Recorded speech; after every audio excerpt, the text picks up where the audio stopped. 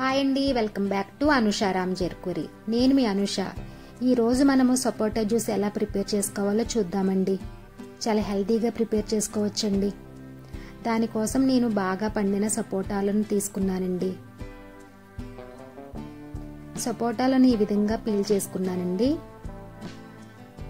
లోపల గింజలన్నీ తీసి ఈ విధంగా సపరేట్ చేసి ఒక బౌల్లో పెట్టుకోండి. ఇప్పుడు ఈ పల్ప్ని మిక్సీ జార్లో వేసుకుందామండి.